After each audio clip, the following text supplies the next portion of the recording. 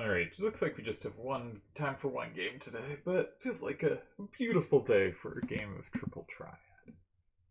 That's what Ernie Banks used to say about baseball. It's a fun story. He used to always say, it's a beautiful day for a game of baseball. And there was one day where it was like 110-degree heat in Chicago. He played for the Cubs. And, oh good, I'm on second turn. Don't have to interrupt my attempt to storytell. No, we don't have to say it there. I will say it in the chat. And it's a doubleheader, 110-degree heat. Yeah, doubleheader, so you're going to play two games. People were just like throwing up during the games. This was not healthy. This was not safe. This was not good. And after the game, one of the reporters was like, "So is that a beautiful day for a ball game?" He was like, "All days are beautiful days for a baseball game, but some days are more beautiful than others." I feel like today's a good day for a Triple Triad game. I'm glad I have that 3674 covered. Good job, 6173. Sorry, my chair is squeaky today. I feel like I might have an up weakness here. I only have that one good number to the left, so I can run out of power real easy going left. Gotta be careful about that. I like the 6661. Makes me feel like I'm going to be pretty well covered most directions except left. They have 7s every direction but up, where they only have a 6. Potentially that means 6661 in 1 or 1674 in 1. Something like that's really strong for me, because if 5527 ever lands in 2, I have the combo with 2167. Alright, that's all the thinking we're going to do for now, because we have something more important. The candidates. If we're only going to play one game, I have to make sure you're caught up in this event that happened 3 months ago. So today was round 6, and coming into the round we had Nepo on +2 and Caruana on +1, plus meaning that many more wins than losses. And today, I feel everyone in the tournament lived up to what they've been so far in the tournament. So for instance, we had Radjabov versus Report.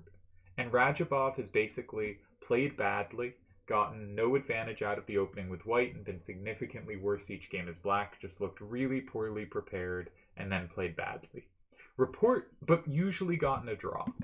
Report, on the other hand, has gotten good positions with white and blown them, losing positions every game he's played black, just dead lost, holds a draw every time. And so I feel it was really fitting that Radjabov got no advantage out of the opening, quickly, despite Report playing something pretty suspicious, quickly got a worse position, then Report made some blunders, got a lost position, per usual for Report, and Radjabov, seeing he had a winning position, found a way to make a draw like 3 moves later. Just no pressure applied, instantly made a draw from a winning position. One of the worst played games of the tournament. Somehow Radjabov stays on -1 and Report stays on even, but not a well-played game, and I think fitting for both their tournaments. Then we had Nakamura Ding, and Nakamura and Ding both lost round 1, have both played really well since then. Nakamura survived some incredible preparation from Firouzja. He won against Radjabov. He's played really, really well. Ding hasn't gotten any wins, but pressed against Caruana and was pressing basically every game he's played since and just couldn't quite get to the win. So they come in also on evens and -1. They have the same record. And essentially, I think the story for both of them is they lost round 1, have played really well since, and have nothing really to show for it. And that's what happened here. They played a complex, balanced game. They both played really well, and they drew. And so incredibly, Nakamura and Report have the same record, even though Report has played much worse, and Ding and Radjabov have the same record, despite Radjabov playing much worse. So I feel that kind of says how their tournaments are going. And then our third game, we have Firouzja Caruana.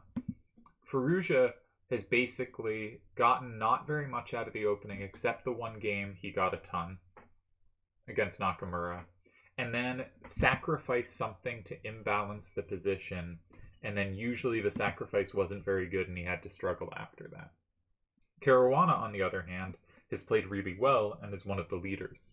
So what happened? Firouzja didn't get anything out of the opening, and then he sacrificed something. It's not clear he realized it was a sacrifice, because it looked like he was winning the material back quite quickly and maybe with some advantage, but it turned out Caruana had a way to hold on to the material, and it just ended up giving Caruana a very good to winning position, and he converted really elegantly.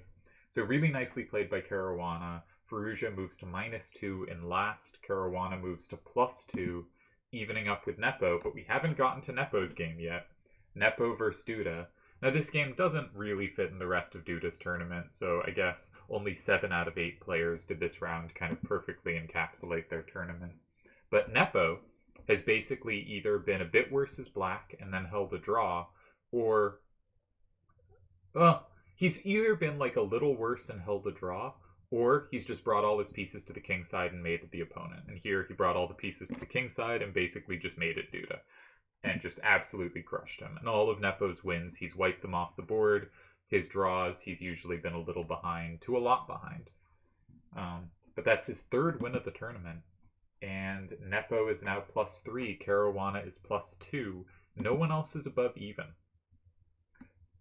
Which means the kind of rating-based odds now have Nepo and Caruana at a combined 85% or so to win the tournament. And given that there's a chance Carlsen decides not to play for the World Championship, that also means Caruana versus Nepo for the next World Championship is really plausible.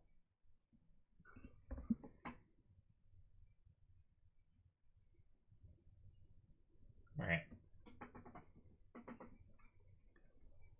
I have a couple ways to take from 8, and they don't have combos back. That doesn't mean I want to take from 8 immediately. It just means I'm not worried that I'm going to run out of ways to take from 8. I have 2 1s to the right. I didn't notice that. A lot of redundancy in my powers to the right.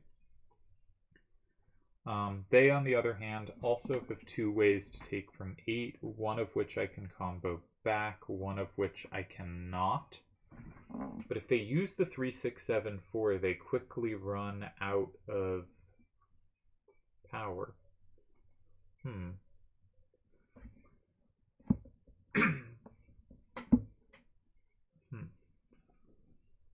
I don't really have a good way to take and force them to capture back with 3, 6, 7, 4 where I have a combo. Like if I played 6, 1, 7, 3, and 6, and they played 3, 6, 7, 4, and 8, I would have the big combo in 5.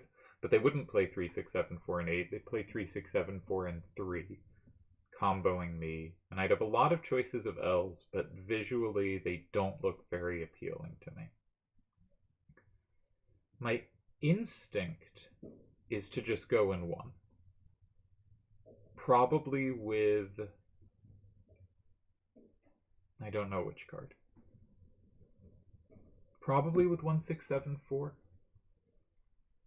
No, probably with 6, 6, 6, 1. The reason to hold on to 1, 6, 7, 4 is if I use it, I don't have a threat to take in 6 that they can't combo back. So probably with 6, 6, 6, 1. They're potentially weak both up, down now, and bad side to side. So there is a real case for going kind of exactly 6, 1, 7, 3, and 2. That could be very annoying for them. But I think at some point they'll land 4, 5, 5, 6, and 6, and that'll be safe to 5. But I do like the idea of making the game up, down, because I think their hand, they have 2, 3 kind of explicitly better side-to-side cards. So I think there's a strong logic to 2, but I'd rather get something like 5, 5, 5, 4 out of my hand. And I'm not sure it's quite good enough. So I'm liking the look of 1. There's also, if I played 1, 6, 7, 4, and 8, tried to force them to play 3, 6, 7, 4, and 5. Do I have any big play at the end there? Say I go 2, 1, 6, 7, and 3. No, that's covered. Yeah, that doesn't seem very likely. Okay, so 6, 6, 6, 1, and 1 is my main candidate move. Do they have a big setup in 5?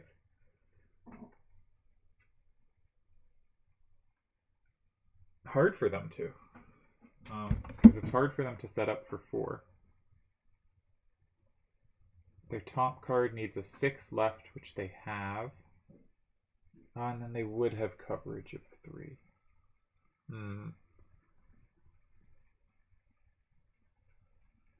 Maybe they have a good enough setup. I could go 5-5-5-4 and 1. Just say you used your 6 up, so I don't need... Yeah, the 5 up might be harder for them to take. If it forces the 3-6-7-4 out of their hand to set up, I have to be happy. So that gives them a same in 2.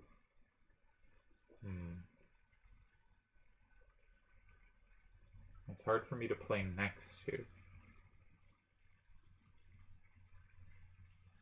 I kind of like this, though. I think if he goes 5, I think it's nice for me. It doesn't give up any capture threats on their card.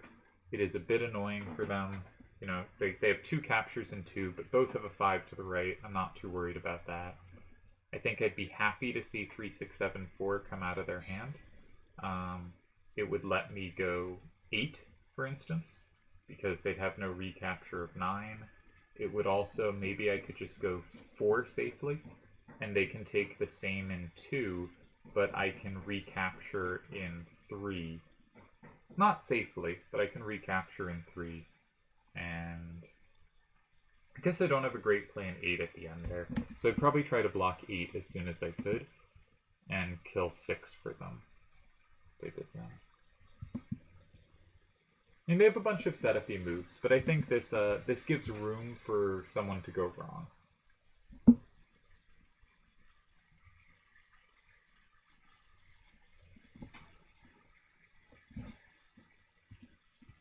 So hopefully it proves some initiative. Yeah, candidates look like they're clarifying 6 rounds in. Interestingly, in the last candidates, Nepo was also an insanely good +3 after 6 games. Incidentally, it's 14 games long, and usually the winner of these things ends up with +3 total, right? They end up with like 3 wins and 11 draws, or 4 wins, a loss, 10 draws, you know, something like that. +3 is just the standard winning score in a 14-round double robin. Sometimes you get a really impressive +4. Occasionally someone wins, usually on tie breaks with a +2. But usually it's a +3 score is the winning score in the candidates. And I think there is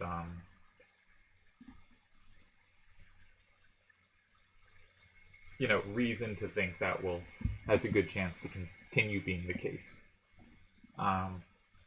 So he's already on +3 after 6 games, and he was in the last candidates too. Notably, last time in Game 7, he lost to a player on +1, moving that player up to +2 and him down to +2, and then the tournament was delayed due to COVID and didn't come back for like a year. But with both of them on +2, and the fact that Nepo, once results start going badly, often collapses, I kind of thought at that point, if the tournament continued, MVL, the player he was tied with, would be favorite. Nepo did end up closing out the tournament after getting to wait 9 months to play the second half, and MVL did end up finishing second. I believe Caruana finished third. If he didn't finish third, it's because he lost some late round when he was forced to play for a win, and he probably would have gotten second if he hadn't done that. That happens a lot. Like in 2016's candidates, Karyakin won it straight up, but Caruana, due to tie breaks, Caruana and Karyakin were tied, but Karyakin would win it on tie breaks. So Caruana had to try for a win in the final game and ended up losing. So it looks like Karyakin won it by a clean margin, but he won it by a clean margin due to having been ahead on tie breaks, right? This also kind of happened with 2013 when Carlsen won the candidates and has been world champion for the 10 years since, because he beat Anand in the world championship, where Carlsen and Kramnik were tied going into the last round, and Carlsen was ahead on tie breaks. Now, I hate the tie break system that was used then. It was who has won more games. which is to say Carlsen had won one more game and lost one more game, and so he had the better tiebreaks. I think Kramnik had played better. In the first half of the tournament, Kramnik didn't win any games, but every game he was pushing to win, and in the second half he started winning games. Carlsen had been more up and down throughout. But I just think if you look at like how many games someone was, ahead and pressing for the win, and people defended really well against him, but Kramnik could have easily had a much better score. I think if you look at the games, Carlsen's score was about right, and they were tied, but because of a tiebreak system, again, I don't like, Carlsen was ahead on tiebreaks. So going into the last round, Carlsen had white against Peter Svidler, one of the lower-rated players in the field, and Kramnik had black against Ivanchuk, one of the higher-rated players in the field, though Ivanchuk had been having a bad tournament. And Kramnik's black, and Carlsen's white, and because Carlsen will win on tiebreaks, Kramnik must get a better result than Carlsen. Now, Carlsen is white against Svidler is very unlikely to not get at least a draw, which means Kramnik needs to win to have a chance if Carlsen only draws. So Kramnik plays one of the lines people play in must-win games as black, where you go for an intentionally significantly worse position, but it's complicated and it keeps pieces on the board, and it's unknown enough that your opponent will not be able to play 30 moves of theory and force a draw. And Kramnik got in trouble and lost. And so at that point it was over. But if he had known, Carlsen also got in trouble with white, and Carlsen ended up losing that final game as well. And so they did end up tying for first. But if Kramnik had known, obviously you can't know, but dumb tiebreak system. I was very annoyed at that. Still kind of am. Because it would have been fun to watch a Kramnik Anand match. Like, at that point, Carlsen was clearly the best in the world, so if you just want to see the best, win, okay, sure. But I think Kramnik did play better, and a Kramnik Anand World Championship match, they had played one previously in 2008 that Anand won pretty convincingly. I think in 2013, Kramnik was playing better, and it would have been a fun match, and also a kind of nice last hurrah for two of the old guard. At the time, Anand was 43 and Kramnik was 38, something like that. That might not be exactly right, but thereabouts. Anand's currently 52, and we're a decade later, so he was probably 42. So, alright, he's 42, and he's about 5 years older than Kramnik. Though they got good around the same time, because Kramnik is one of the all-time great young prodigies. So, 42 and 37, which is usually, towards the latter end of your career. And Anand seems to be willing up. Okay, so they do go 5. I had thought 8 might be a nice idea here. What I love about 8 here is if I keep 6661, I completely sweep anything he'd ever put in 7. What I don't like about 8, and it makes 9 safe for me. What I don't like about 8 is it makes 2 safe for them. Do I care? I probably care.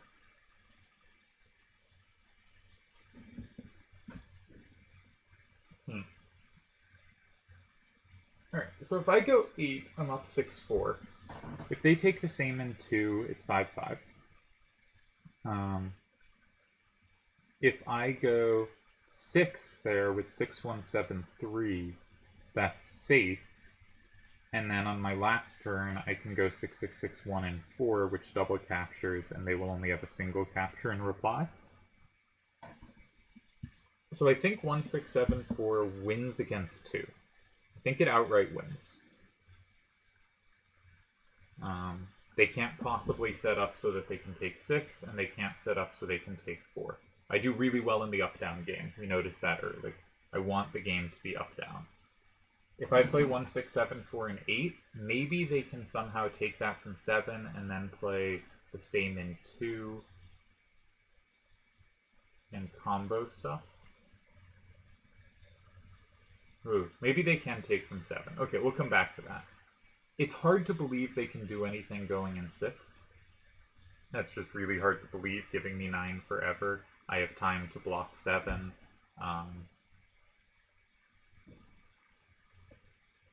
Seems likely that will be good for me. There's some weird lines there, but that seems like it should be good for me. I have trouble being too scared of that. That might be a tie, actually, but it's hard to be scared of. If they go 3, I can slide in 6. That shouldn't be scary. And that's going to leave 4 open, and I want 4 as an unoccupied square, because I really want my last move to be in 4.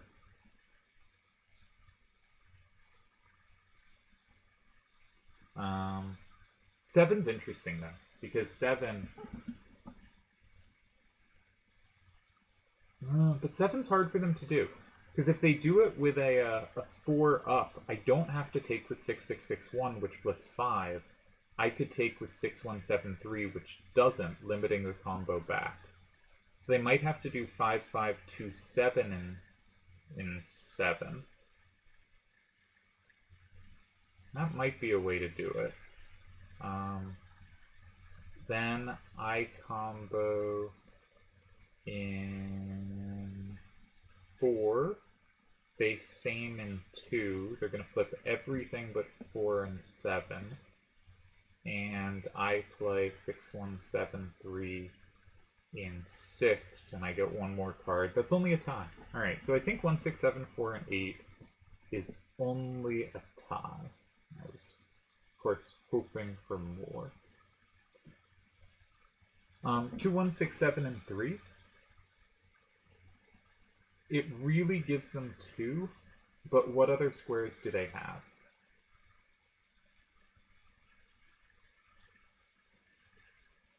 Very few. But it makes it hard to me to play in 2 because they have 4. I think the right move is to get rid of 8.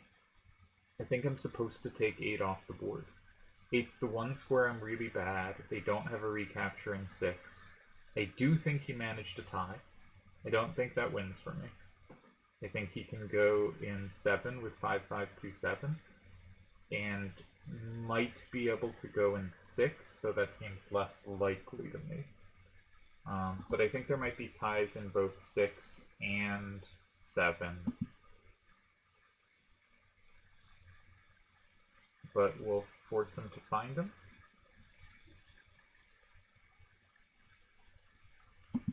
And actually, against 7, 5-5-2-7, maybe I can play just like with a 4 facing up, 6-1-7-3 and 4. Just don't flip 5. And if they go 4-7-3-5, for a second I thought I could take that with 2-1-6-7 and 3, but I can't. So I'm gonna have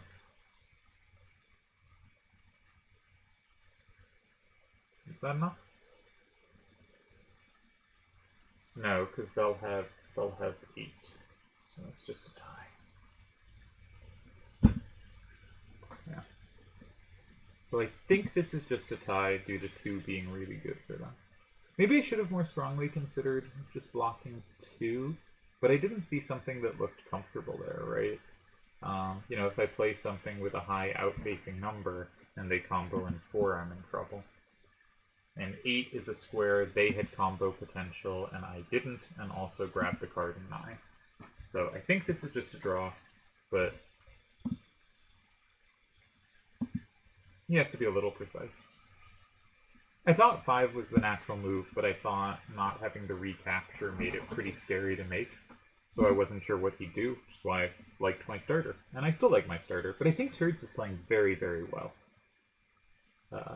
And I've basically not found any advantage in any of the games, despite pretty consistently having better hands. So, well played to Turdz.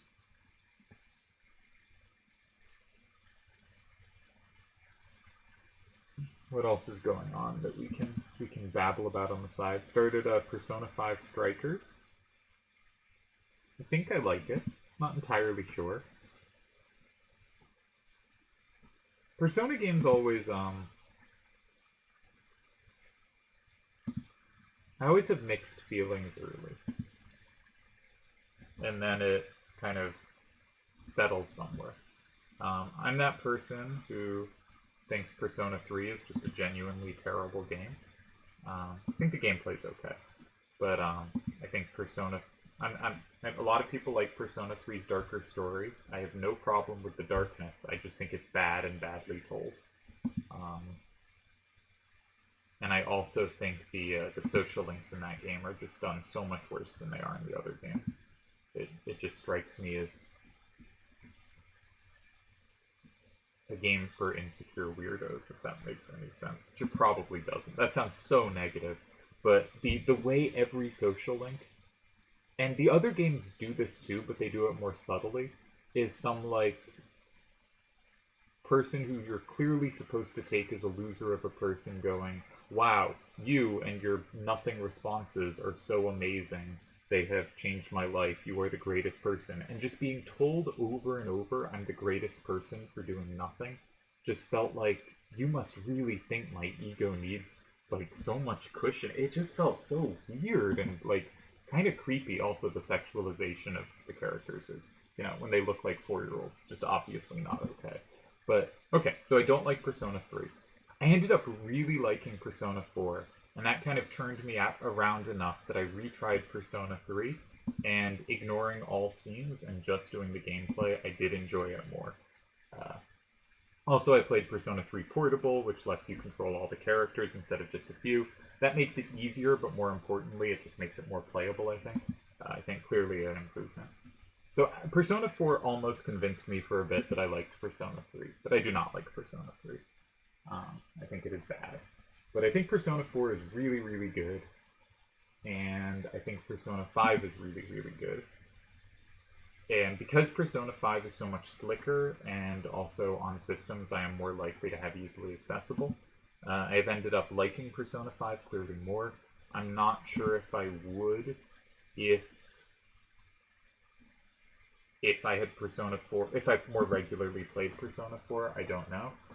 But I probably rank them 5, 4, enormous gaping chasm, and then 3. I tried Persona 2 and it didn't click with me. It felt like it was all like, haha, you're fat jokes. Just, yeah, felt gross. So I think 4 and 5 though are really good. And 2 and 3 are not. Obviously 2 is a very different style game, but I think those two games are not good. Obviously, just my opinions, but those two games gave me really weird feelings of like something's wrong with the writers and the people involved. And 4 and 5 very rarely give me those feelings. And you know, most games at some point give you the feeling of like, yeah, that was a little weird. What card did they pick up? That's not one of the cards I expected, because that has that's 4, 5, 5, 6. Where could that land? I guess that could go in 6.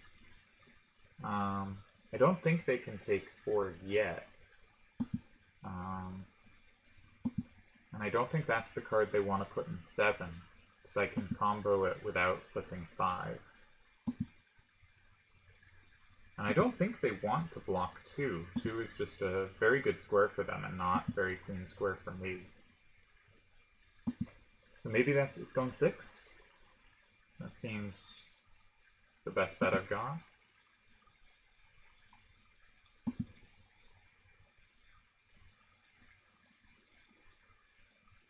It's an issue for them that if it goes 6, and it did go 6, I can play 6, 1, 7, 3 in 7. And that can be a problem, because they have a way to flip it, but it combos 1, and my 2, 1, 6, 7 has the plus wall in 2. And so my instinct is to play 6, 1, 7, 3 in 7. And I think the problem, the reason that is a bad instinct, is because they can play 5, 2, 5, 7, and 3.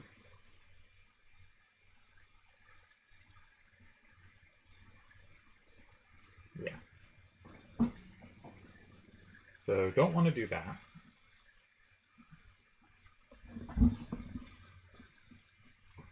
If we start with 2, 1, 6, 7, and 3,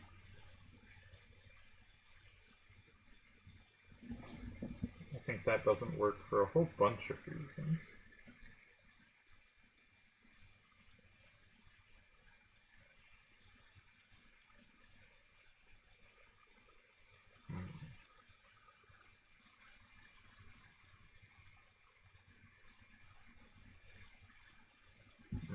think this tied. Shucks. I did say I thought 6 and 7 both worked, but I was hoping I was mistaken. I just don't have enough combo squares. What about 6, 1, 7, 3 in 3?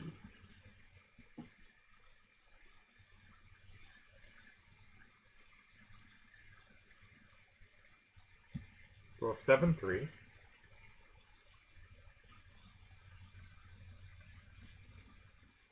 They go 2.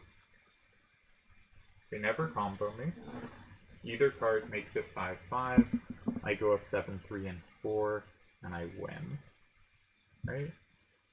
I'm not used to counting these positions when I'm already up 6, 4. So 7, 3, 8. Oh, they do have a combo. Shucks. They do have a combo. Or 7, 3, 5 combos that. I can't use 6, 6, 6, 1 twice. It'd be the card to avoid combos. So 7, 3. They take 2 things. It's 5, 5. I can't have 2 things safe at the end.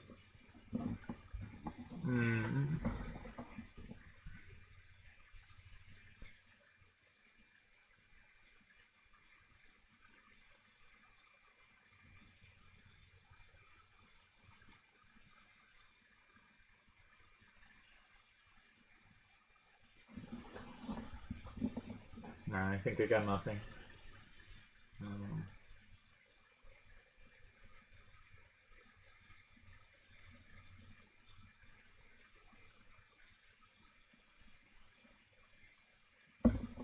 So I have to actually, I think, maybe be careful to make sure I tie.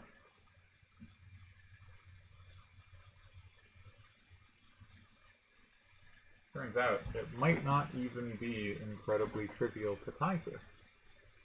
It's a bit of a bummer. I guess I play 6, 6, 6, 1, and 4.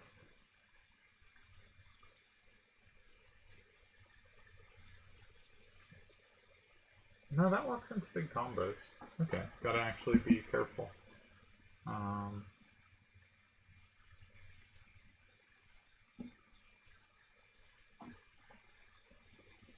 To 1, 6, 7, and 2. I go up 7, 3. They play 5, 5, 2, 7. No, they play one of their cards. Both cards can combo a 7 facing down, but not a 6. They play one of their cards in 3. They make it 6, 4. I play in 4. They have 1 capture.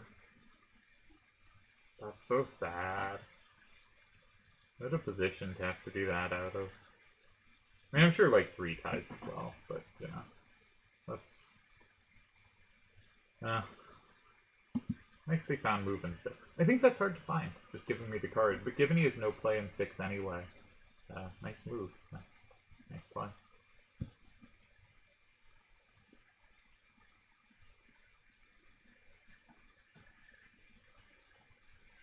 Yeah. Nothing else to be done. 7, 3, 6, 4, 4, 5, 5. Alright, let's put this in the database, and I guess we'll be continuing another day. Chapter finals. I should get this up ready to post. And it was Turdz, 5, 5, was up, 6, 5, 4, 5, 9, 5, 5, 5, 4, 1, 3, 6, 7, 4, 5, 1, 6, 7, 4, 8, 4, 5, 5, 6, 6. Maybe we'll take the chance to, so I assume he's playing 5, 5, 2, 7, and 3. Maybe we'll take the chance to check previous games and just see if anyone blew anything. I think they're just well-played games. There we go. We play with the 6 down. All other moves lose. Here. 6, 1, 4. Oops, got to mute that. 4, 7, 3, 5, 7, 6, 1, 7, 3 remaining, and I skipped a move. What move did I skip? Skip 2, 1, 6, 7, and 2. Let's say GG.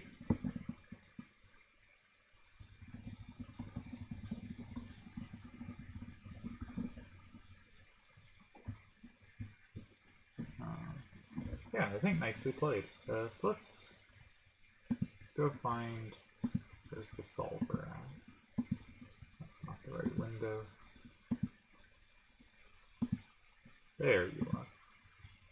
Blue hand, red hand.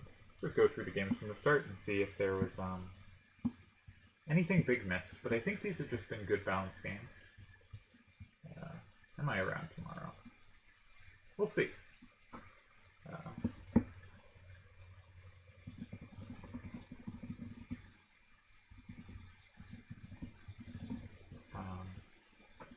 Let's look at the games. So we'll switch you over to the other view. The solver isn't up yet, but it will be soon. Have to put in the hands. 4, 5, 4, 5, 2, 7, 6, 3, 5, 4, 3, 7. Oh, I should make sure the rules are right. Rules, yeah, because I played. Why did I? I played something with oh, it was the last round of this tournament. I played something with plus ball off and was checking after the game. 5, 4, 3, 7, 4, 6, 2, 7, 7, 4, 4, 5. I think just no one's made any mistakes. That's my theory. 2, 4, 7, 5, 6, 3, 6, 4. That might be a full of myself theory, and we're about to be super proven wrong because I have a history of like being like, yeah, I played great, and then the solver's like, no, no, no, mistakes at every turn. Let's see, 5 ties so far. Oh, I should post this one. All muddled. And is it booted up for you? Cool. Should do it automatically, but I keep screwing up switching over, and sometimes don't switch you over in time like I didn't against Stellar. My move order was 9, 1, 5, 8, 6, 2, 3, 4, 7. Alright, so what happened this game? This was game 1, 4, 5, 4, 5, and 3. I haven't looked at any of these games. 6, 4, 4, 5, and 1 I thought was a nice move. Solver agrees. Solver says pretty balanced after that move. Goes 2, 7, 6, 3, and 2. I go 2, 4, 5, 2, 4, 7, 5, and 4, setting up a big threat in 5. He only has but 2 ties. He must block 5, but he does block 5. Yeah, it started to put good pressure on me. Well above average pressure, but I neutralized quite effectively, and we tied. Okay, just to show the end of the game. He went 7, I went somewhere. No, that's not 7. He went the actual square of 7. I went 8, he goes 9. Or no, I went 9, he went 8. Sure. Same thing. Okay, so we tie game 1. I think a good game. And I think the theme of this match has very much been a situation that looks kind of good for one player early, is quickly neutralized by the other and leads to very little advantage. So that one, I think it looked like I was behind, but I ended up slightly ahead, but not enough to really push for that much. So we had to be careful in block 5. But pretty clear he was going to have to. So he starts in 3 this game, and I strongly considered going here. And against this move, how many of his moves would have been losing? 16 of his 28 moves would have been losing. I went here, and this probably leads to more losing moves, but it's easier to play the right move. So this one, 19 losing moves, but that's just because like going somewhere like here is ridiculous. And in the other position, you have more freedom to go wherever. So I don't think that's very indicative of much. I don't like my move. He played 6, 4, 5, 3 here, and suddenly it's me that has to be careful. Seemed like it should be a bad position for him, but instead it was fine for him. He blocks 5 smartly, and I play 5, 6, 4, 4, and 8, and we quickly head towards a second tie. That's the ending. So, okay. 2 good games. 2 games where there might have been more ways to push early, but the solver takes forever to do early moves, so I won't be bothered to try to figure out if there were better things early.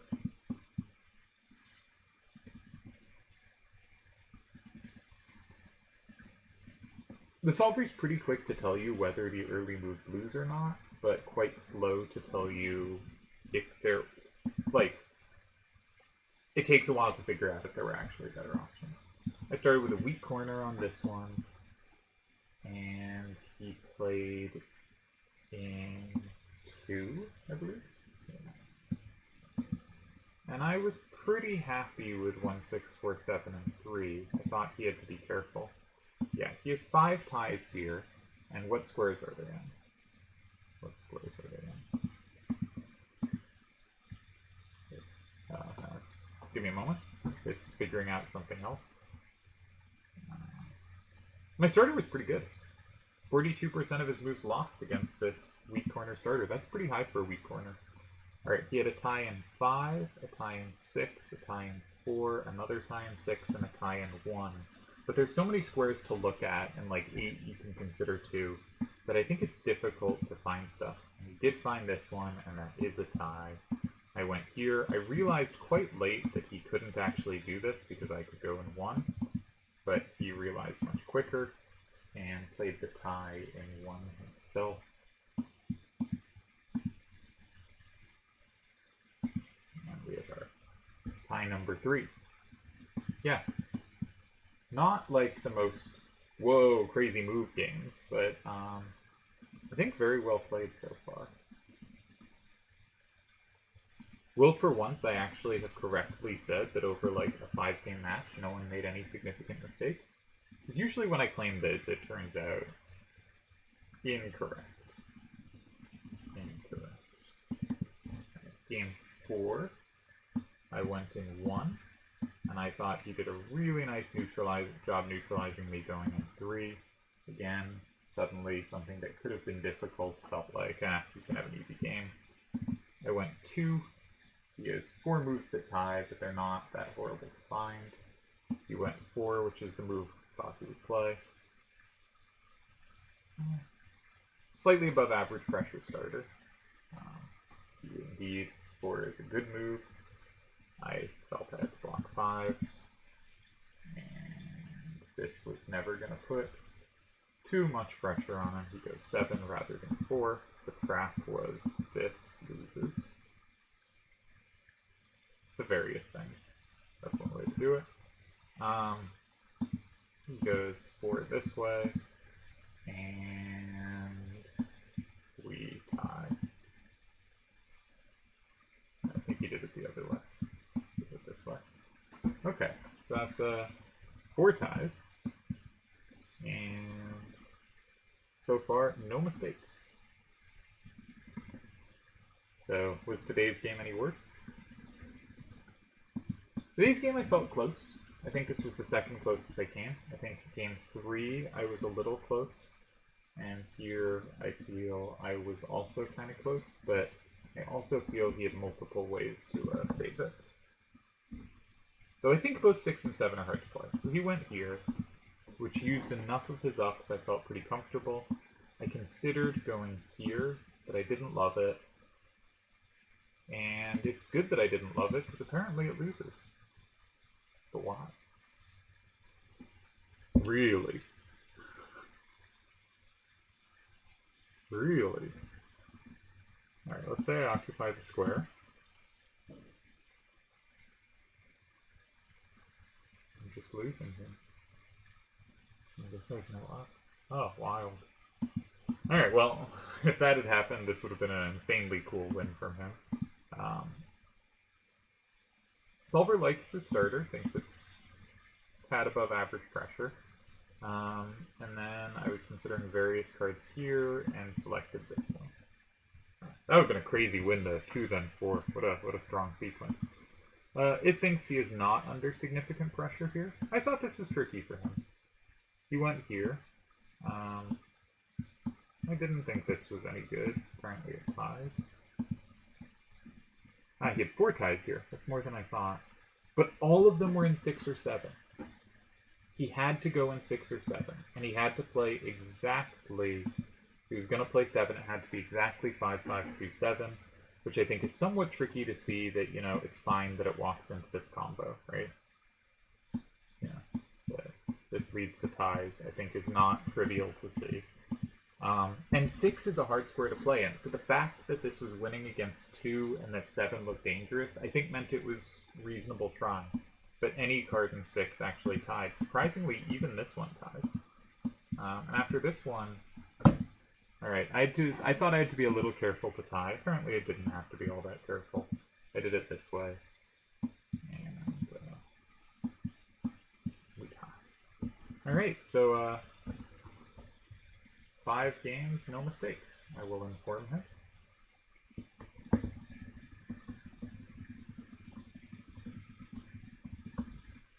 And we'll call it a video. Well played to us so far. Good finals.